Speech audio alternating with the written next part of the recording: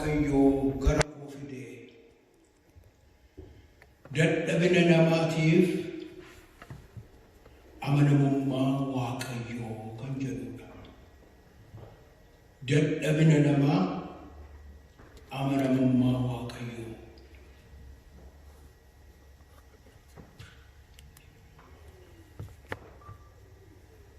Isa kana immoo jireenya namoota Waaqayyoo macaafa qulqulluu keessatti beekamoo kan ta'an jireenya isaanii wajjin wal qabsiisuudhaan ilaalla. Yeroo gabaabduu kana keessatti namoota macaafa qulqulluu keessaa hundumaa irratti dubbachuu hin dandeenyu. Isa kana garuu gara fuulduraatti yeroodhaan irratti dubbachuu dandeenya. Har'a garuu nama tokko irratti dubbadha. Macaafa qulqulluu keessa namoonni Waaqayyootti dhiyaatan baay'eedha waa'ee isaanii kan dubbifnu. Ibroota boqonnaa 11 yoo ilaaltanii gootota waa'ee gootota amantii toora galchee kaa'a. Warra gootota amantii kana keessaa yoo nama lama fudhanne fakkeenyaaf Abrahaam, Waaqayyo Abrahaamiin fira koo jedhaan. Abrahaam fira Waaqayyooti jechuudha. Garuu dadhabina agarsiiseera Abrahaam. Yes, eeyyee agarsiiseera. Kufeera Abrahaam. Eeyyee. Garuu Waaqayyo isa kaaseera. Daawitiin Waaqayyo maal jedha? Nama akka garaa koo jedha. Nama akka garaa koo.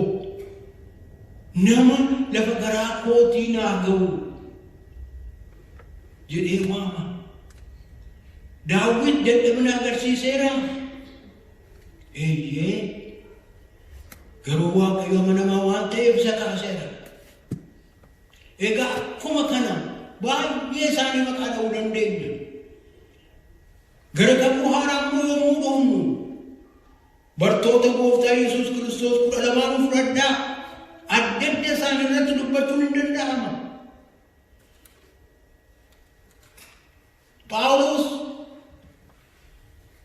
baay'ee isaanii har'agaa kana fudhadhu Phexros. Dadhabina namaa amanamummaa Waaqayyoo. Phexrosin fudhannaarra. Phexros bartoota Gooftaa warra arfan jalqaba waamaman keessaa tokko. Wangeela Maatewos boqonnaa 4 lakkoofsa 18 kaatanii yoo dubbiftan isa kana argattu. Bartoota 4 Phexros, Indriyaas, Yohaannis, Yaaqoob. Phexros bartoota kana arfan keessaa isa tokko.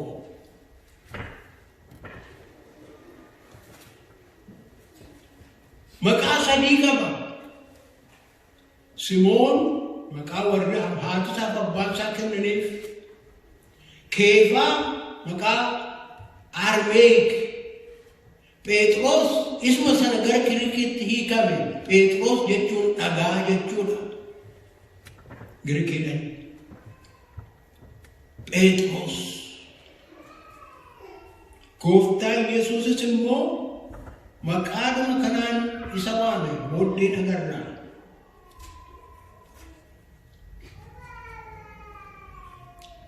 Bartoota 12 keessaa wantoota adda isa godhan baay'ee agarra. Kan ilaalla walii wajjiniin.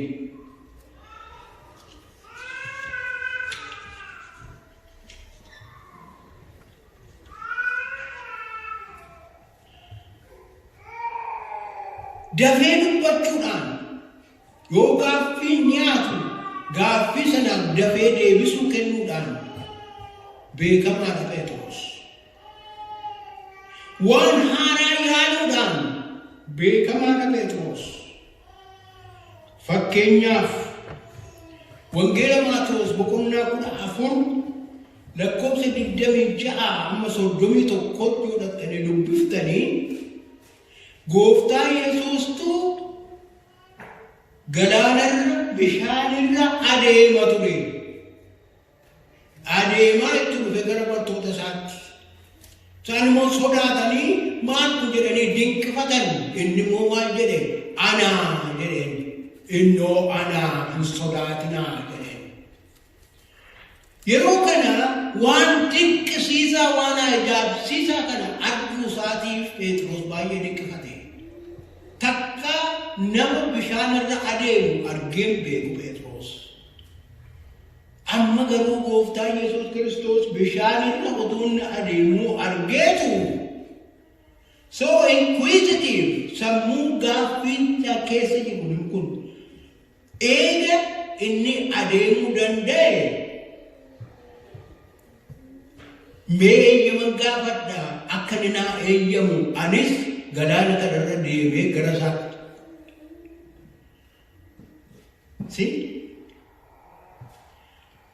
maal godhe kana booddee adeemuutti ka'e. Ajaa'iba bishaanirra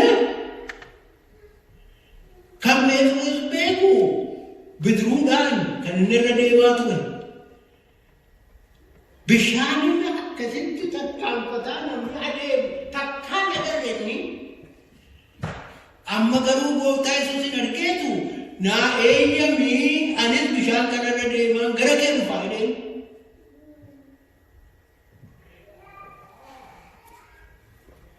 Kottu maal na dhibeen Gooftaan?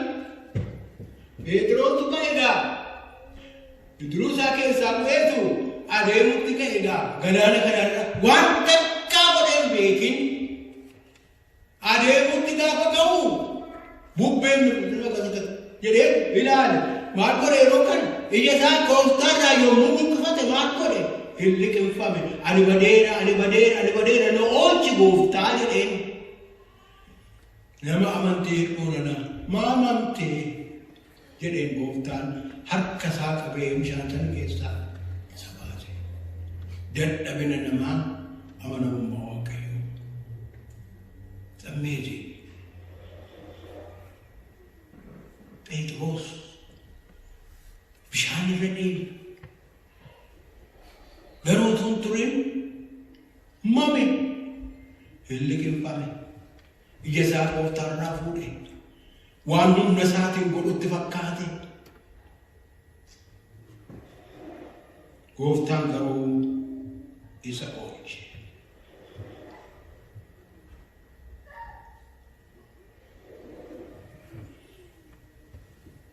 Gaaffii Gooftaa Yesuus Kiristoos gaafatu hundumaaf duraan dursee deebii kan kennu Phexros ture.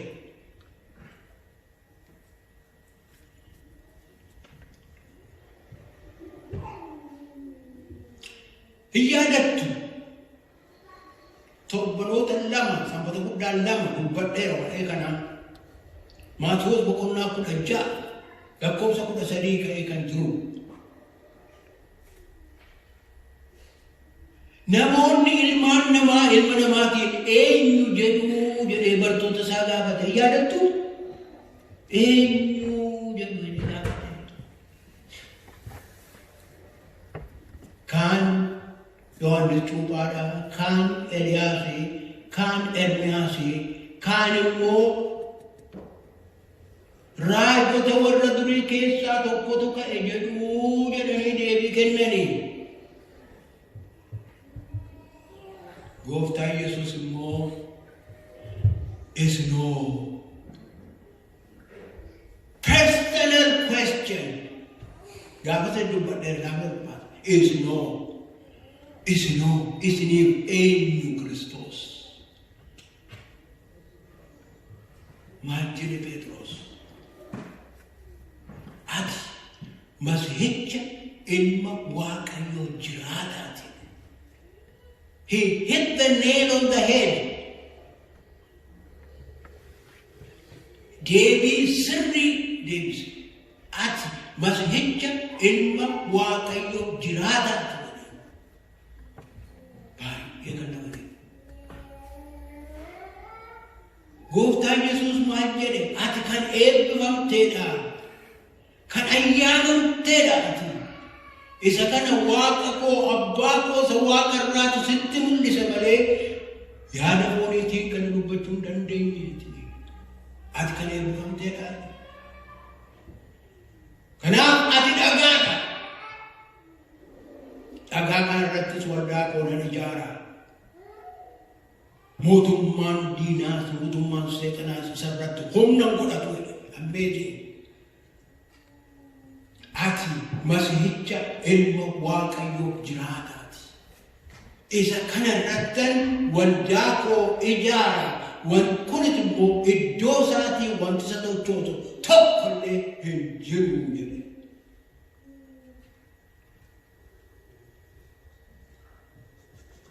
Banaa ofii Waaqaatu banataa mootummaa Waaqaatu mootii fakkeenya kanatti cuftee cufamaa kanatti bante moo banamanii aboo akkasii kenneef.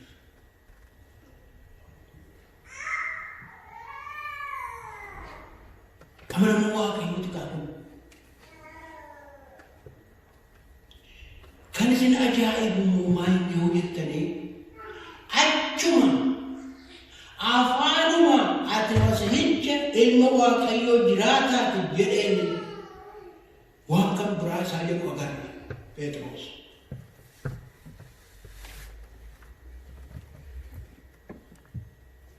Akkana jedheen bartoota isaatiin ani gara Yerusaalemitti ol ba'a.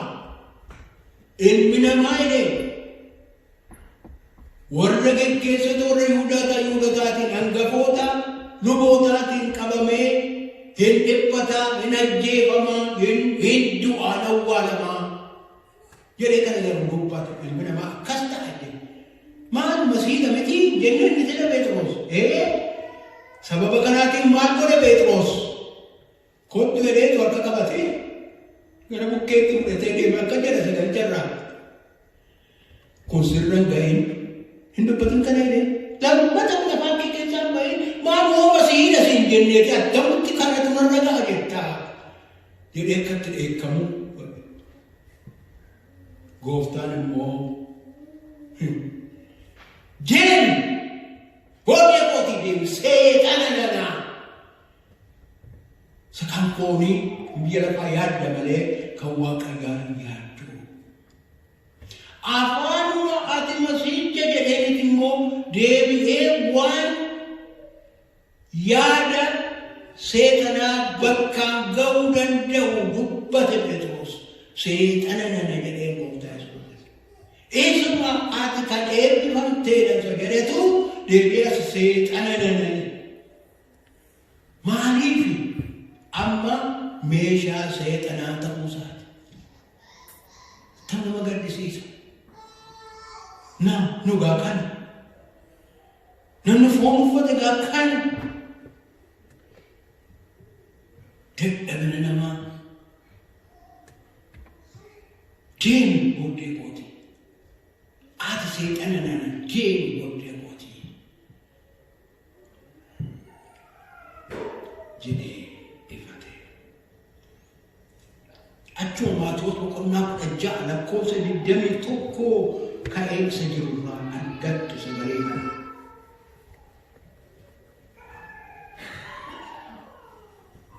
Akkasumas immoo gara Yohaannis boqonnaa 6 yommuu dhufnu Yohaannis boqonnaa 6 keessatti gooftaan Yesuus buddeena 5 qurxummii 3 nama 5,000 ol nyaachise. Isa kanarra dhaabbateetu isa kana sababeeffachuudhaan buddeenni jireenyaa ana buddeenni jireenyaa ana dhugaatiin jireenyaa kan na nyaatu jireenya bara baraa qaba, kan na dhugu jireenya bara baraa qaba jedhee barsiise gooftaan bal'inaan. Warri jedhanii duukaa yaa'anii isa moosifachuudhaaf yaalii gochaa turan isa naanna'anii jiru yeroo inni barsiisa kana kennu. Hin dhiphatan maal namni kun attamitti foonsaa nuuf kenna? Attamitti foonsaa nuuf kenna nyaannee jireenya bara baraa akka argannu jedhanii dinqisiifatanii garuu miidhagee akka jiranitti durr jedhanii ba'anii sokkan. Amma immoo bartoota isaa 12 duwwaatu biratti hafe. Ammas gooftaan gaaffiidhaan gara isaaniitti dhiyaate.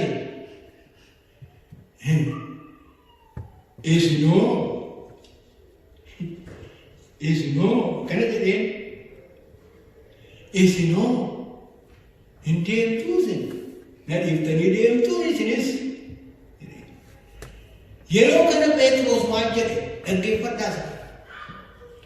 Amantii keenya keessatti iddoo ciccimaa warra qabanidha.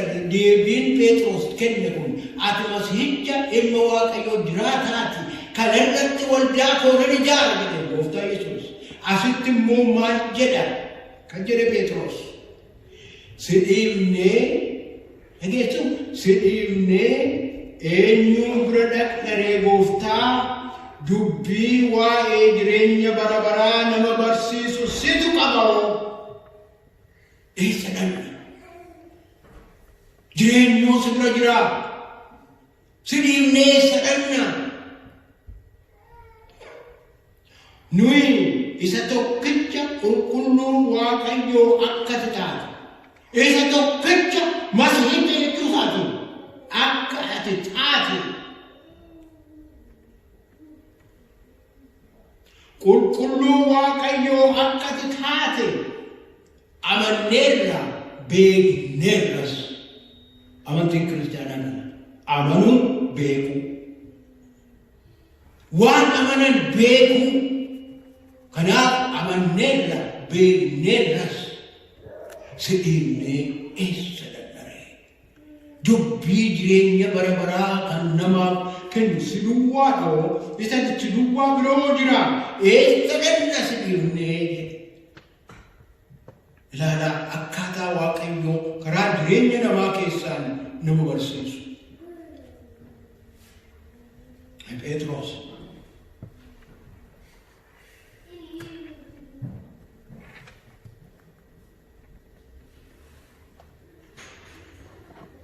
Phexros bartoota gooftaa ta'an keessaa sadii keessaa tokko.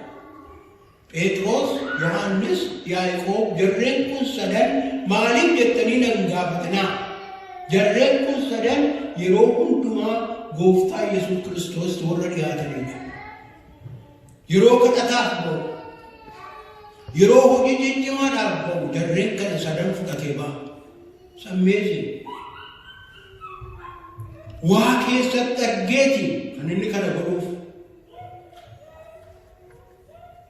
Gaaf tokko Maatewos 17 lakkoofsa 1-8 dubbisaa. Bartoota isaa kana sadan fudhatee gara gaara tokkootti ol ba'e. Gaara sanarratti Eliyaasiif Museen dhufanii gooftaa Yesuus Kiristoosin wajjin hin dubbatu turani. Gooftaa Yesuus Kiristoos immoo fuulli isaa akka aduu ife jedha. Sagaleen tun dubbisaa dhaqaatii.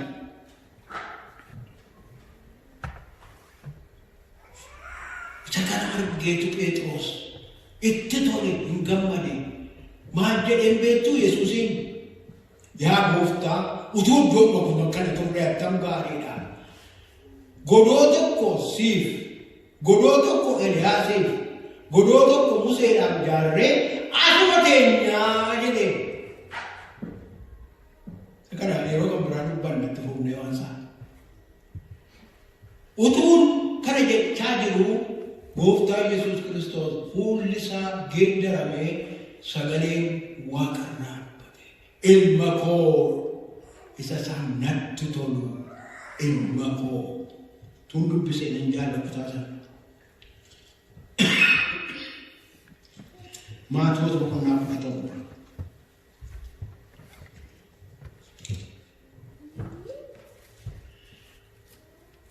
Lakkoofsa komii tokkorraa ka'a. Guyyaa ja'a booddee Yesuus Phexrosiif, Yaaqoobiin, Yohaannisiif, obboleessi Yaaqoobiif fudhatee ol gaara dheeraa tokkotti kophaatti isaan baase. Innis bifa ulfina isaatiin isaanitti mul'ate. Fuulli isaas akka biiftuu ibse, uffanni isaas akka ifa addaatee balaqqise. Kunoo Museeniif Eliyaas achitti isaanitti mul'atanii isaan wajjin dubbachaa turani. Phexros gidduutti, yaa Gooftaa, asitti argamuun keenya attam gaariidha. Fedha kee yoo ta'e asitti godoo sadii, tokko siif, tokko Museedhaaf, tokko Eliyaasiif nan ijaara jedhee Yesuusitti dubbate. Akkuma dinqiidhaan kana keessa irra turee garuu booddee Gooftaan lakkiin ta'u hojiitu eeggataa godhattee deemuu ni deema. Isa keessa nan dhugamu. Utuu inni kana dubbachaa jiru kunoo duumessi ifa of keessaa qabu tokko isaanitti uffise. Sagaleenis duumessicha keessaa dubbatee kunoo ilma koo isan jaalladhu. Mirkaneessaafi isa sila Phexros boqonnaa 16 keessatti ati Masiihicha ilma Waaqayyoo jiraataati jedheti ammoo bakkee baasaafi qiliini godhaani. Eessa waaqarraa abbaa koosa waaqarraatu sitti mul'ise jennee mootaase eessumatti jiraatu. Kun ilma koo isa ani jaalladhu, gammachuun koos isatti raawwatama, isa dhaga'aa jedhe. Bartoonni immoo sagalicha dhaga'anii adda isaaniitiin gombifaman, guddaas hin sodaatan. Yesuus garuu isaanitti dhiyaatee harka isaanii qabee ka'aa hin sodaatinaa isaanii jedhe. Isaan yommuu ol ilaalan Yesuus duwwaa argan malee nama biraa tokkollee tokkoyyuu hin argine. Yesuus only Jesus san argan. Museenis Eliyaasis Waaqayyo dhugaa ba'eera. Kanuma isin gaafatu Waaqayyo. Kanuma isin gaafatu. Amazing.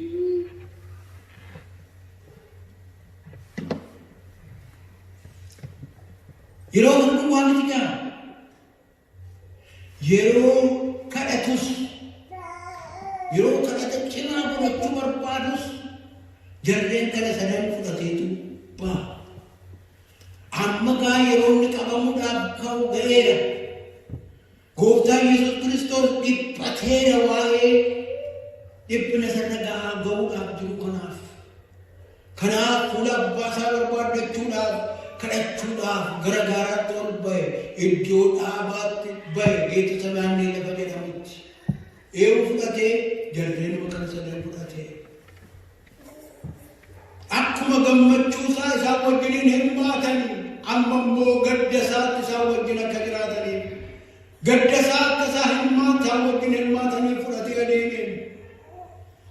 Garuu achitti argamaniiru fooniin achi jiru.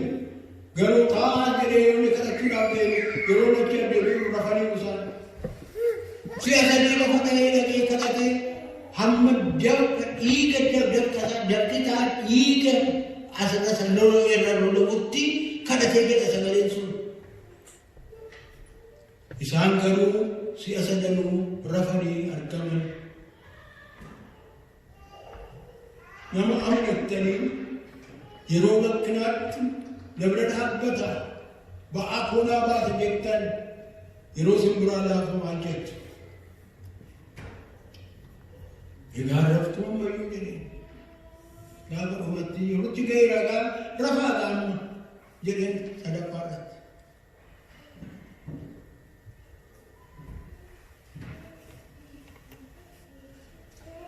Dadhabina namaa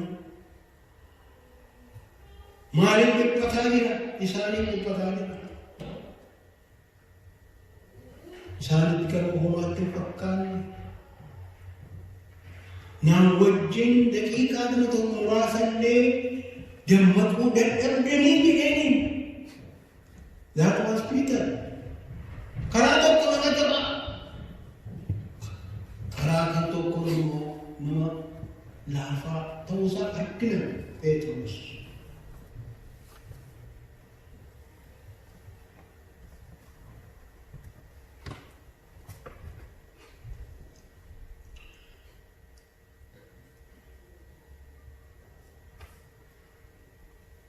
Egaa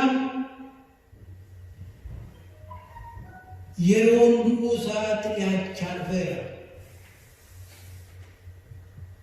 Kana keessatti gooftaan Phexrosiin maal jedhe isinitti fakkaata? Maatewos 26. Maatewos 26 lakkoofsa 31-35 kan jiru dubbisaa.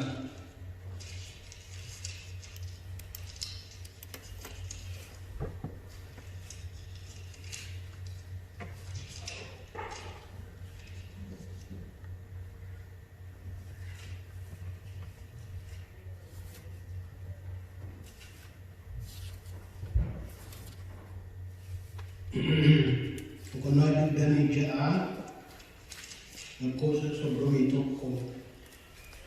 Ergasii Yesuus amma akka bartoonni isaa kun isaa wajjin dammaquu duwwaa utuu hin ta'in akka isa ganan akka isa dhiisanii biraa baqatan raajii dubbachuu isaa argina.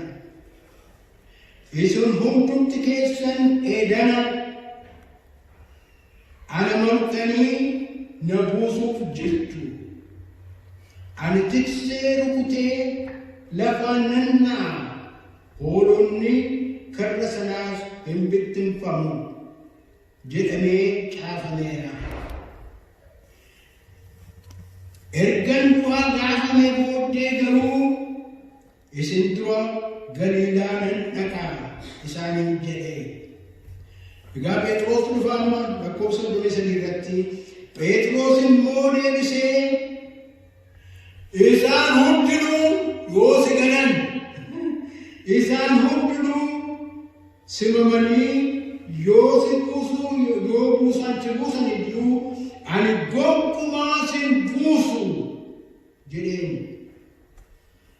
An gonkumaa sin galu warra kaan si galuu danda'u an garuu sin galu. Single doubt in those Yesus immoo dhuguman si jedha halkanuma kana hindaanqoon utuu hin iyyin ati si'a 3 nagantaa itti jedhe. Phexros garuu si wajjin du'uu yoo narra barbaadame iyyuullee ani matumaa sin ganu jedheen. Bartoonni hundinuus akkasuma jedhan. Not true? No. Nagarra booddee.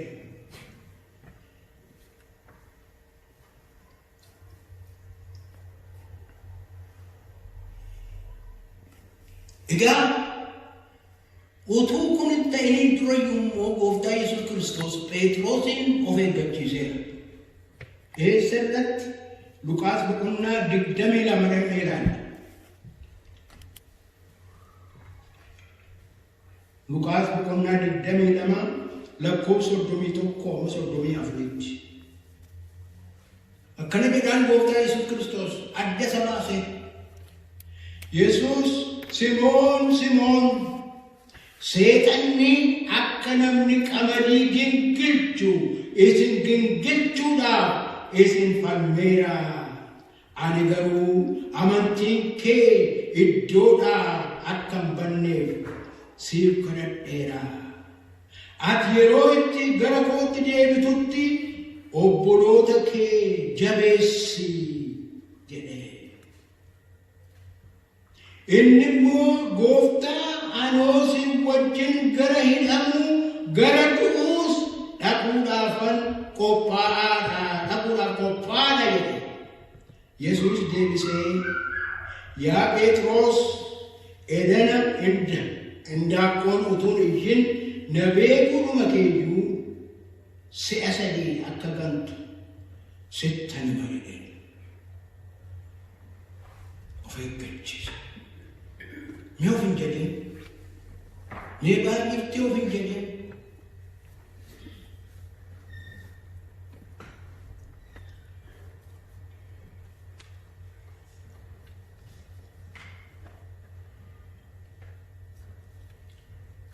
Ofitti amani ansiin ganu gonkumaa yoo wanti fedhe dhufe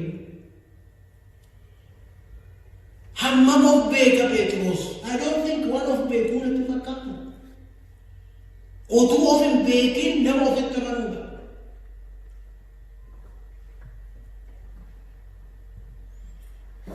Amma gaayirichatu gogutti raara. Gooftaan akkuma dubbate hin qabame. Phexros jabnummaa isaa ija jabinummaa isaa mul'isuudhaaf tarkaanfii isaa fudhatu argina. Gooftaa Yesuus Kiristoos hin qabame. Luqaas boqonnaa 22 lakkoofsa 49 irraa ka'een dubbisa. Akkana jedha.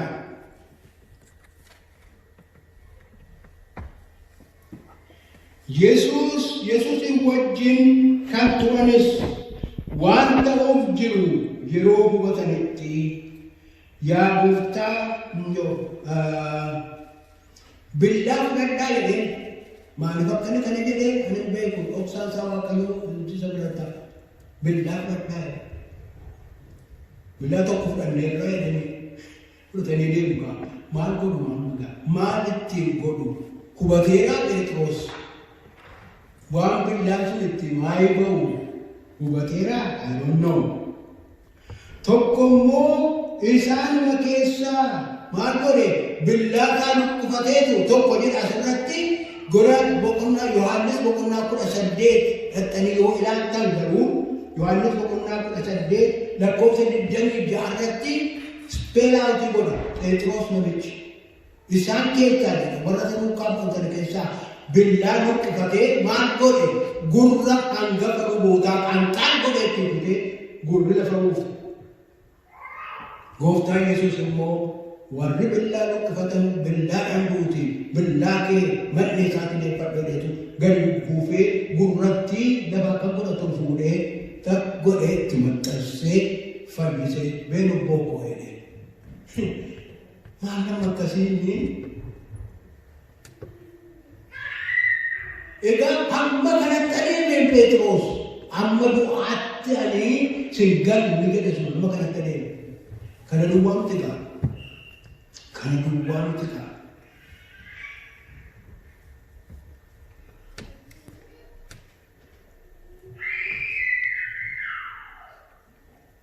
Fuudhanii deeman gooftaa. Itti sin dhiyaatu baay'ee hin fagaatu akka sagalicha irratti fagoodha. Fagoodha jechuun fagoodha. Isa sila fokkoree sodaatee dhagaan utuma jedhuutu gibbii hangafa lubootaa ga'e. lafa gooftaa Yesuus Kiristoos firdiitti dhiyaate.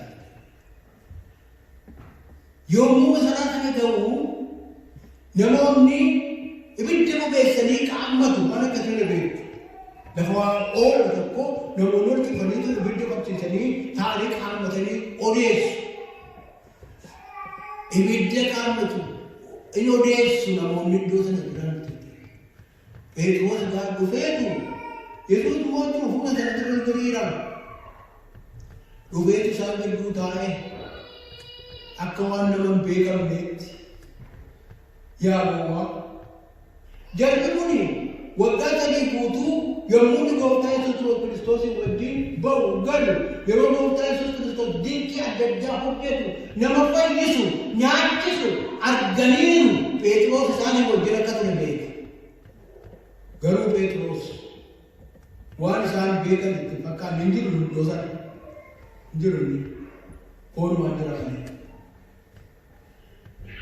Nama sadeetitti masakkare inni kun isaan wajjin ture maali sabni wajjin waan argeera miti isaa wajjin wajjin kunis maali isa argeera nama sadii dhugabamus immoo nama sadii cima miti.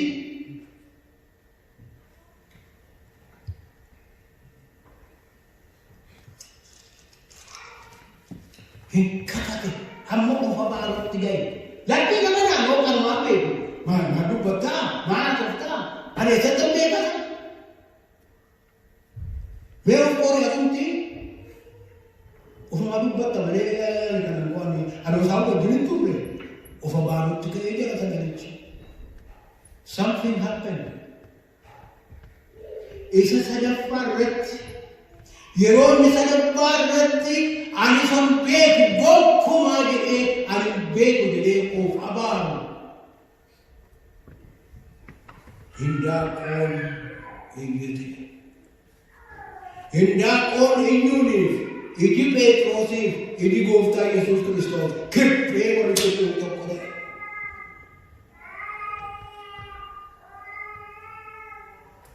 Wow.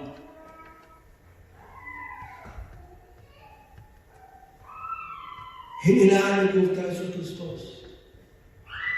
Ilaalchatta miti. Ilaalcha jaalalaati. Akka nama cuupheedhaan waraanuu garaansaa waraananii hin baqe garaansaa. Achumaan Phexros gadi ba'ee hirqee boo'ee. Sila of didaa ture amma raawwatama hin boo'ee. Maaltu ta'e of jadi humna isaatii ol lafa qoramsaatti argame kiristaanonni iddoo qoratti qoraman irraa fagaachuu qabu. Phexros iddoo qoramaatitti cimdhaqe. Noo kanatti dhageenya. Kan isin dhibu garuu ilaalchi gooftaa Yesuus Kiristoos garaa isaa baqsee gara qalbii diddiirannaatti isa fide.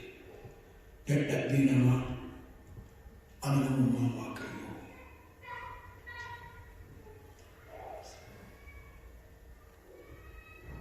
Achitti sadii seenee gooftaan wow. He reinstated him. Wangeela Yohaannis boqonnaa 21 lakkoofsa 15 hamma 17 dubbisaa. Dhufeetu lafa isaan qurxummii qabanitti qurxummii qabanii nyaata qopheessanii nyaatanii eega jedhanii booddee yaa Simoon ilma Yoonaa adda baafate na jaallattaa jedhee gaafate. Si'a sadii sagalee gooftaan immoo si'a sadii na jaallattaa jedhee yaa gooftaa akkas jaalladhu atuu beektaa jedhe amma samma of baanuu gooftii bahe beektaa akkas jaalladhu.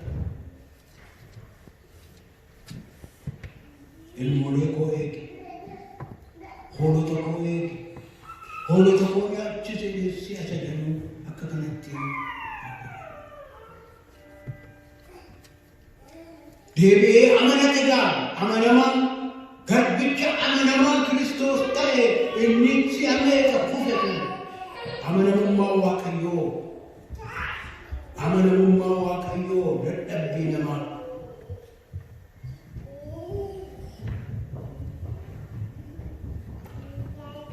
Ergammaan dhufneerra.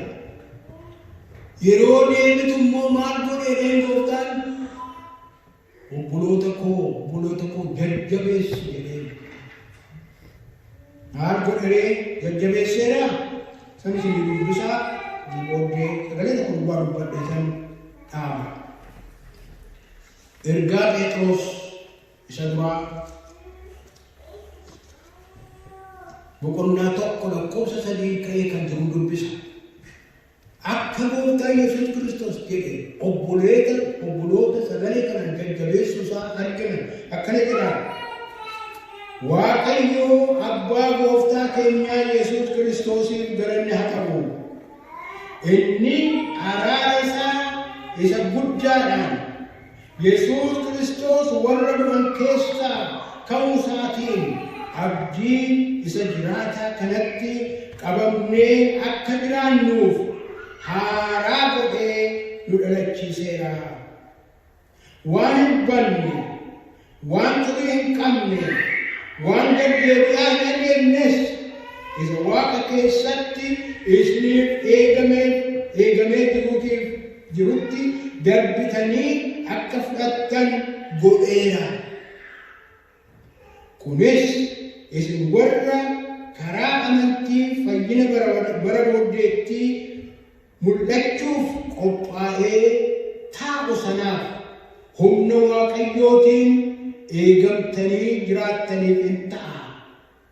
Amma yeroo gabaabduudhaaf qorama garaagaraatiin gaddisiifamuun keessan kan hin oolle yoo ta'e iyyuu isa sanatti immoo baay'iftanii hin gammaddu. Warqeen inni baduuf jiru iyyuu ibiddaan hin qorama. Warqeen inni baduuf jiru iyyuu. Amantiin keessan inni warqee caalaa gati jabeessi immoo guyyaa Yesuus Kiristoos itti mul'achuuf jiru sanatti jajamee guddinaaf ulfinaan akka argatu qoramee hin ilaalama. Isin isa mul'achuuf jiru sana hin argine yoo ta'e iyyuu isin jaallattu. Amma yoo isa arguudhaa baattan iyyuu anaaf isin jedhamu. Amma yoo isa arguudhaa baattan iyyuu isatti hin amantu. Akkasumas gammachuu akka jedhamee hin dubbatamneef gammachuu ulfina guddaa qabuun hin gammaddu. Fayyina lubbuu keessanii isa amantii keessan bira ga'uudhaaf akeekkachaa jiru argachuuf hin gammaddu. Ansii kadhadheera yommuu deebitu immoo obboloota kee jajjabeessi. Kunooti inni qorame sun kunooti sagalee kanaan anaaf isin jajjabeessaa. Sagaleen sun har'a kan kootiin kan keessan isa xurii hin qabne isaan banne sana itti darbitanii fudhachuuf jirtu eenyu isin akkan jirtan warri isa amantan warri isa duukaa buutan.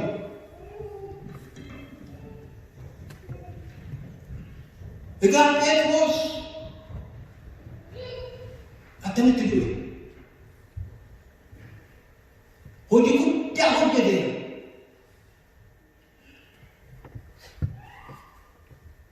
Hojii ergamoota boqonnaa 2 keessatti lallaba cimaa lallabee guyyaa tokkotti namni 3,000 gooftaa Yesuus Kiristoos amananiiru. Lallaba Phexros. Hojii guddaa hojjeteera Phexros. warra kukkatan fayyisee, warra naafatan fayyisee, waan baay'ee hojjeteera. Gooftaa Yesuus Kiristoos garbicha isaa kana keessaan isa sagale sana deebisee karaa Waaqayyoo irra jiraachisuu isaatiin, humna isaanii isaa kennuu isaatiin. Kanaaf hamma du'aatti gooftaa isaatiif amanamaa ture Phexros. Dadhabina namaa amanamummaa Waaqayyoo. Egaa maal ta'ee dhumarratti macaafa keessatti macaafa qulqulluu keessatti barreeffamne kuni seenaa isaatti kan barreeffame. Ari'atamutu maaf ture?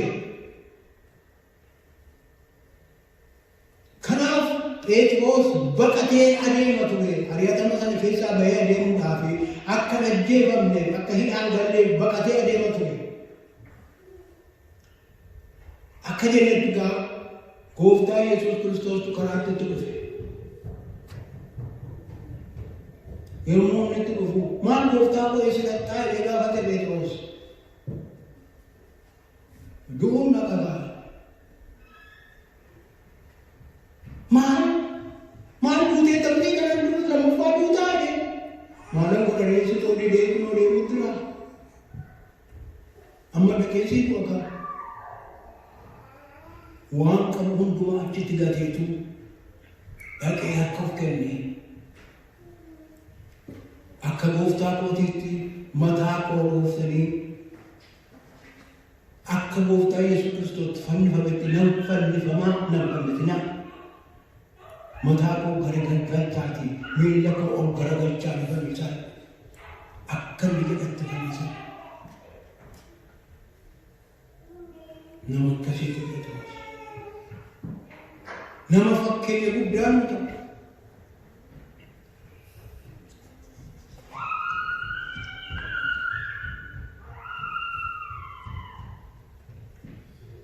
Yoo goota koo wanti nuti of jennu jira. Lafa qoramaa of keenyaa akka gooftaan nuuf amaname bisitaan amanamnaa inni nu gargaaru ni kadhanna.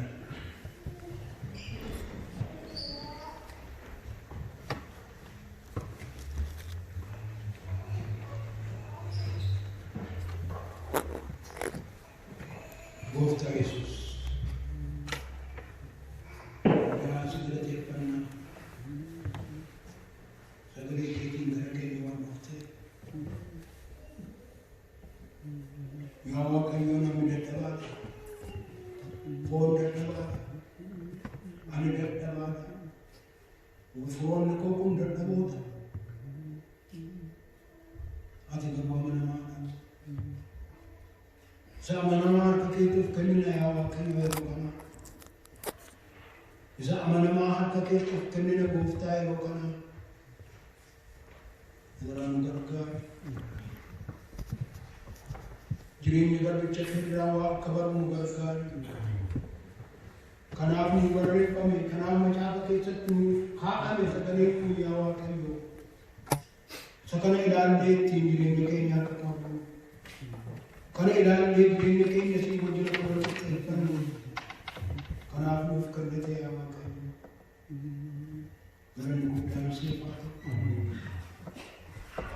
Ati nuuf amanamaadha. Yoomiyyuu ati nuuf amanamaadha. Nus siif amanamoota taanee akka argamnu kanarraa nu gargaari. Dadhabbii qabna yaa Waaqayyo. Hir'ina qabna yaa Waaqayyo. Dadhabbii keenya nuuf ta'eeti. Ati amanamaadhaan nus amanuu akka dandeenyuuf nu gargaari. Sagalee kee gara keenya waan turteef karaa garbicha keetii jireenya garbicha keetii keessaan waan nutti dubbatte karaa nu agarsiifte.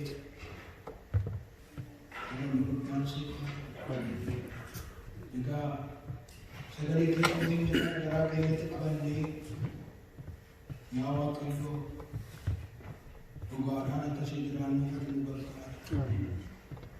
Galgoo keenya balbaloo keenya hundumaa ta'uu nu wajjin ta'e. Si barbaannu yaa Waaqayyo. Phexros yeroo ija isaa sirraa fudhate gooftaa Yesuus Kiristoos inni qinxaame gara keetti jennaan mootummaa bakka keessa oolchite. Yaa Waaqayyonis jedhee akka sirraa fuudhan nu gargaara. Yoo sirraa fuudhanis immoo gara keetti akka iyyan utuu yeroo dabarsin gara keetti akka deebinu jireenya qalbii diddiirrannaa akka deebinu akka jiraannu yaa Waaqayyo nu gargaara.